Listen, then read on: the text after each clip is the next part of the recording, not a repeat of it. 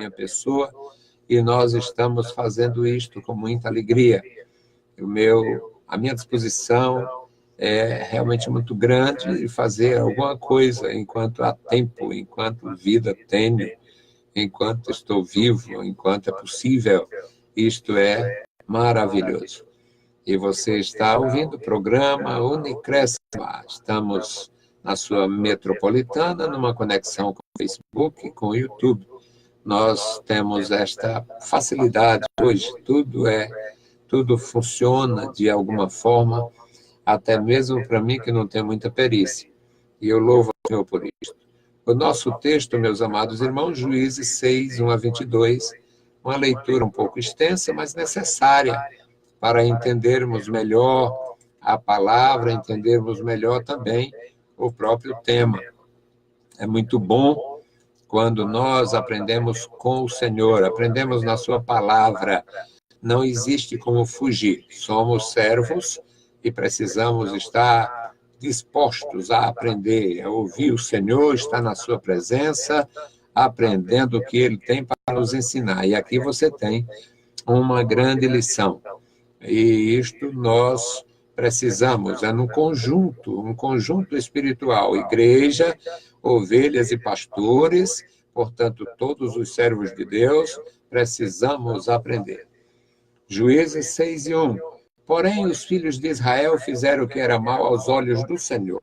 E o Senhor os entregou na mão dos midianitas por 7 anos. Prevalecendo a mão dos midianitas sobre Israel, fizeram os filhos de Israel para si, por causa dos midianitas, covas que estão sobre os montes e cavernas e fortificações. Porque sucedia que, semeando Israel, os midianitas e os amalequitas e também outros do Oriente vinham contra eles e punham-se contra ele em campo e destruíam os frutos da terra, até chegarem a Gaza, e não deixavam mantimento em Israel, nem ovelhas, nem bois e nem jumentos, porque subiam com os seus gados e tendas e vinham como gafanhotos em grande multidão, que não podiam contar, nem eles, nem os seus camelos, e entravam na terra para destruir.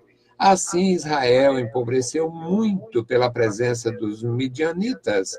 Então os filhos de Israel clamaram ao Senhor. Sucedeu que, clamando os filhos de Israel ao Senhor por causa dos midianitas, enviou o Senhor um profeta aos filhos de Israel, que lhe disse: assim diz o Senhor, Deus de Israel, do Egito vos fiz subir, e vos tirei da casa da servidão, e vos livrei da mão dos egípcios e da mão de todos que vos oprimiam, e os expulsei de diante de vós, e a vós dei a sua terra. E vos disse: eu sou o Senhor vosso Deus, não temais aos deuses dos amorreus, em cuja terra habitais, mas não destes ouvidos à minha voz. Então o anjo do Senhor veio e assentou-se debaixo do carvalho que está em Ofra, que pertencia a Joás, a Abiezrita, e Gedeão, seu filho, estava malhando trigo no lagar para o salvar dos midianitas. Então o anjo do Senhor lhe apareceu e disse: o Senhor é contigo, homem valoroso. Mas Gideão lhe respondeu: Senhor meu, se o Senhor é conosco, porque tudo isto nos sobreveio? E o que é feito de todas as suas maravilhas que nossos pais nos contaram, dizendo: não nos fez o Senhor subir do Egito? Porém, agora o Senhor nos desamparou e nos entregou na mão dos midianitas. Então o Senhor olhou para ele e disse: vai nesta tua força e livrarás a Israel das mãos dos midianitas. Porventura não te enviei eu? E ele disse: Senhor meu, com que hei de livrar Israel? Eis que a minha família é a mais pobre em Manassés, e eu, o menor, na casa de meu pai.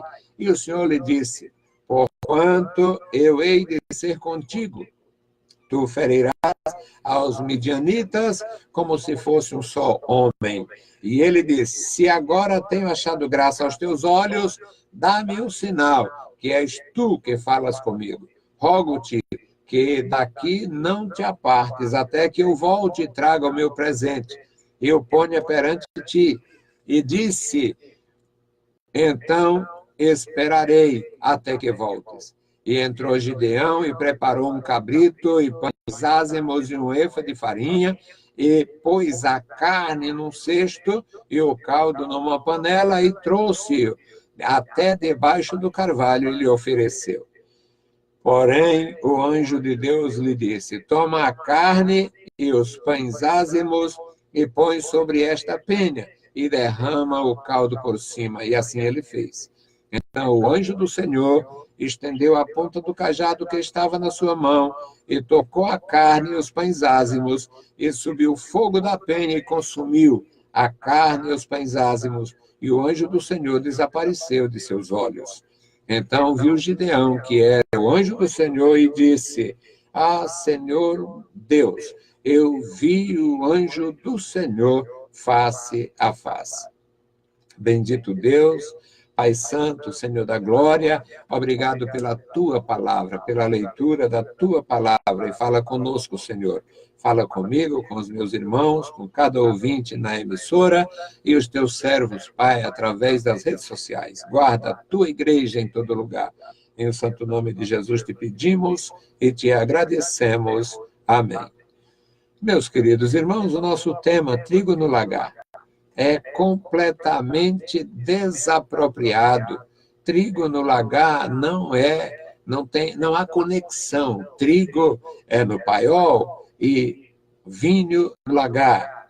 Não há conexão entre esta leitura que fizemos e a normalidade do cultivo de uvas. Trigo no lagar era realmente uma emergência. O texto lido nos faz entender que nosso Deus estava no controle de todas as coisas. Nós aprendemos e louvamos ao Senhor pelo que recebemos. Nós aprendemos do Senhor e trazemos a palavra para a edificação dos nossos queridos irmãos. É desejo nosso, meus amados irmãos, ajudar na edificação dos novos irmãos, os que estão começando. É desejo nosso trazer sempre uma palavra que possa ajudar no desenvolvimento espiritual dos santos do Senhor, dos servos do Senhor. E aqui, meus irmãos, o testemunho das Escrituras é que Israel havia fracassado no seu serviço a Deus, no seu culto ao Senhor. Israel havia fracassado no seu compromisso espiritual. O texto começa, Juízes 6:1 diz: os filhos de Israel fizeram o que era mal aos olhos do Senhor. Nós sempre temos essa possibilidade. O homem tem a possibilidade de fazer o mal, de agir mal, de se comportar mal. Ele tem a possibilidade, a condição sobejante de interpretar mal as coisas e de se portar de uma forma indevida diante do Senhor, diante da sua palavra. Então, foi isto que aconteceu nos tempos de Gideão. E o nosso Deus, ele tem os seus exércitos, ele tem o exército celestial, ele também pode usar, ele pode permitir que o nosso inimigo seja um inimigo espiritual ou carnal. E aqui Deus permitiu que o inimigo fosse carnal. O inimigo era nacional. Os inimigos eram conhecidos. O texto do versículo 1 diz que Deus entregou o seu povo rebelde nas mãos dos midianitas por 7 anos. Imagina uma guerra de 7 anos, imagina uma perturbação de 7 anos. Durante esse período, Israel empobreceu, porque mesmo havendo boa colheita, bom plantio e boa colheita, em alguns casos havia pilhagem. O que eles colhiam, os inimigos vinham e levavam já colhido. E muitas vezes não dava tempo a eles fazerem a colheita. O inimigo roubava o que eles produziam e estava ainda no campo. O versículo 2 diz: prevalecendo a mão dos midianitas sobre Israel, fizeram os filhos de Israel para si, por causa dos midianitas, covas sobre os montes. Eles passaram a esconder, eles tentando salvar dos inimigos, eles escondiam os mantimentos no chão, faziam covas, eles enterravam os alimentos, criaram um sistema de armazenagem subterrânea para esconder do inimigo mais forte. faziam covas nas montanhas, e faziam também depósito nas cavernas, e ainda fizeram fortificações. Tentaram, de alguma forma, impedir a pilhagem daqueles inimigos cruéis.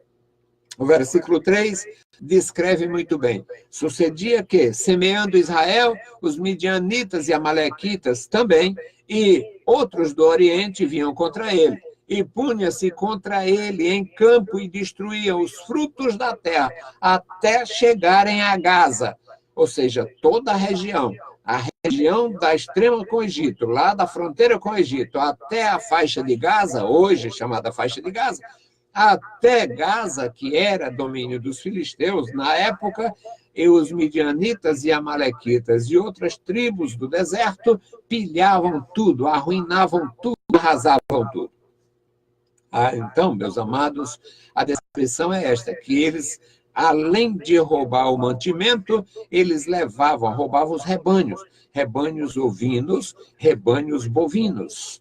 Eles levavam as ovelhas, levavam os bois e levavam os animais de carga, os jumentos.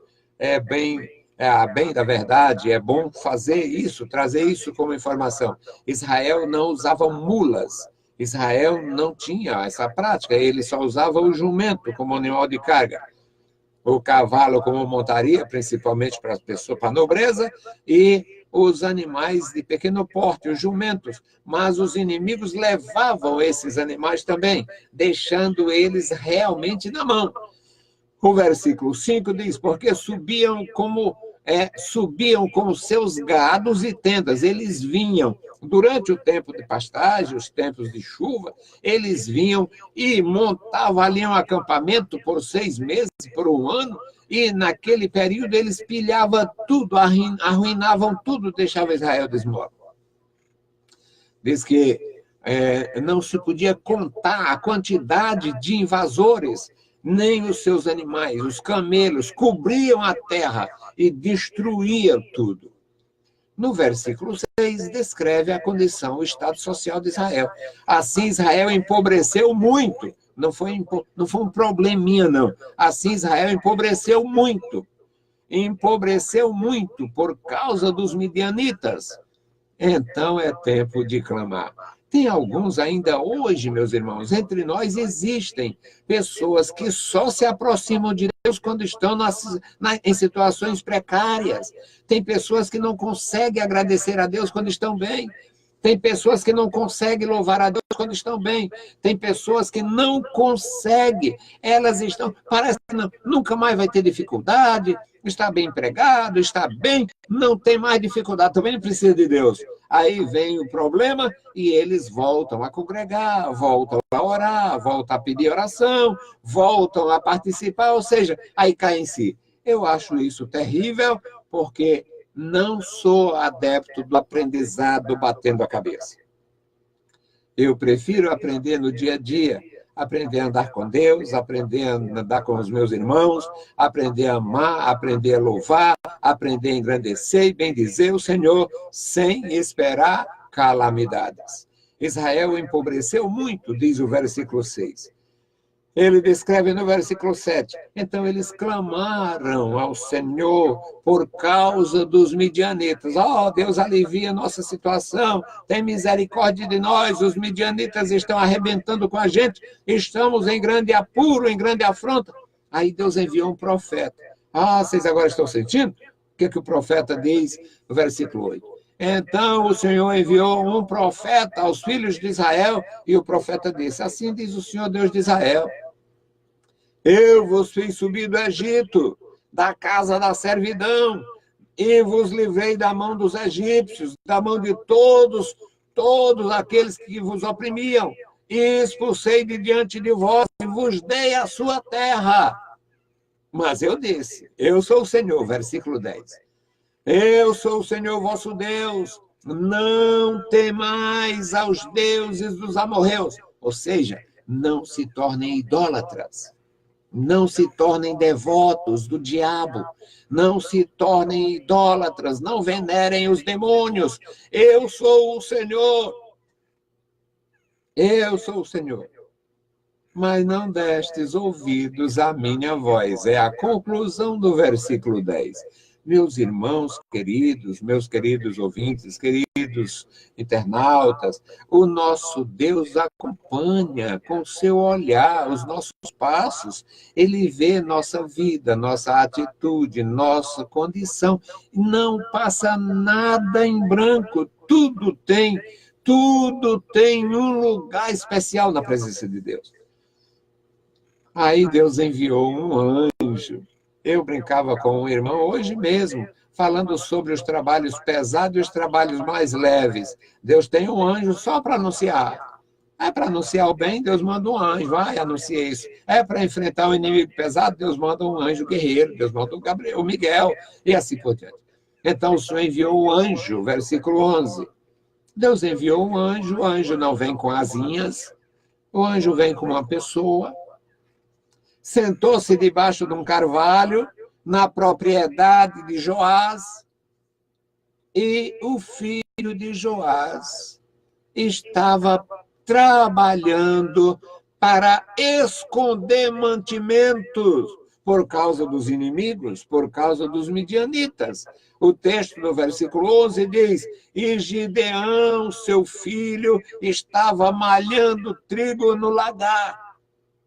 Naquele lugar não era lugar para trigo, lagar é para vinho, mas ele estava malhando trigo no lagar, ele estava usando o espaço do lagar para beneficiar o trigo e esconder nas covas, enterrar no chão, esconder nas cavernas, para não ficar com fome por causa deste inimigo cruel que vinha sempre, que aparecia sempre e destruía tudo.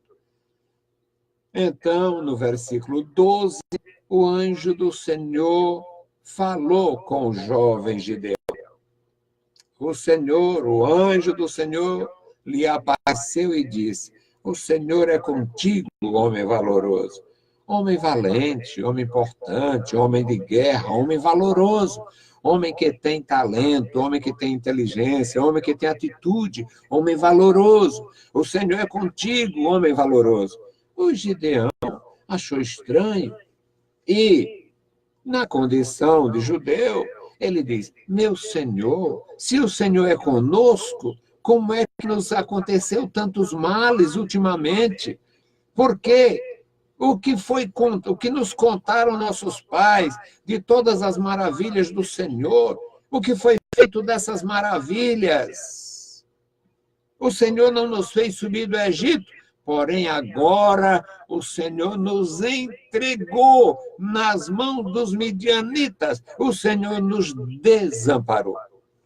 Era o pensamento, o juízo de Gideão é que Deus havia abandonado o seu povo, Deus havia desprezado, o Senhor nos desamparou. Mas o anjo do Senhor, no versículo 14, não diz o anjo, diz é o Senhor olhou para ele, porque aquele anjo era o anjo do Senhor. Aquele anjo não era um anjo simples, comum. Os teólogos que têm cartucho para queimar com especulação, dizem que aquele anjo era Jesus Cristo num período pré-encarnação. Eu não sei, sou teólogo, mas não tenho cartuchos. Acontece, meus queridos irmãos, que o texto é claro no versículo 14, diz: então o Senhor olhou para ele. O Senhor olhou para ele e disse: vai nesta tua força e livrarás Israel das mãos dos midianitas. Não te enviei eu? E ele, diante desta expressão, diante deste encorajamento, ele diz: ah, Senhor meu, livrar Israel com o quê? Como hei de livrar Israel? A minha família é a mais pobre em Manassés, e eu sou o menor dentre os meus. Não tinha, meus amados irmãos, nada que fosse favorável a Gideão e a Israel naquele momento. Só a presença de Deus poderia minorar o problema e favorecer aquele povo. Então o Senhor disse: porquanto hei de ser contigo, eu garanto. Versículo 16. O Senhor disse: eu te dou garantias. Eu vou estar com você, eu sou contigo, eu serei contigo, e tu ferirás aos midianitas como se fosse um só indivíduo. Meus queridos irmãos, os midianitas, como o povo do deserto que vinha e pilhavam, eles só andavam em bandos, por isso é que são comparados a gafanhotos.